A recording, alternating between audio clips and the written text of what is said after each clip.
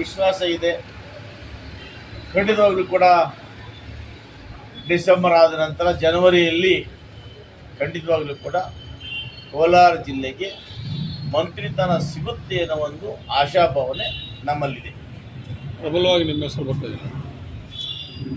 ಅದು ಹೈಕಮಾಂಡ್ ಬಿಟ್ಟ ವಿಚಾರ. ನಾವು ಪಕ್ಷದ ಶಿಸ್ತಿನ ಸಿಪಾಯಿ. ನನ್ನ ಗುರಿ ಅಭಿವೃದ್ಧಿ.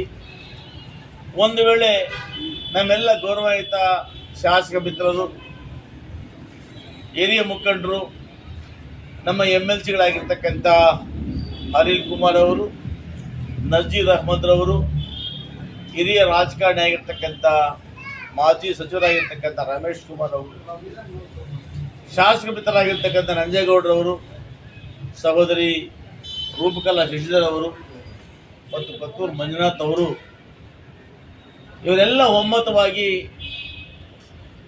ಹೈಕಮಾಂಡ್ಗೆ ನನ್ನ ಹೆಸರನ್ನು ಹೇಳಿದರೆ ನಾನು ಆಭಾರಿಯಾಗಿರ್ತೇನೆ. ಅವರೊಟ್ಟಿಗೆ ಸದಾಕಾಲ ಈ ಜಿಲ್ಲೆಯ ಅಭಿವೃದ್ಧಿಗಾಗಿ ಅವಿರತವಾಗಿ ಶ್ರಮಿಸಲಿಕ್ಕೆ ಪ್ರಯತ್ನವನ್ನು ಪಡ್ತೇನೆ.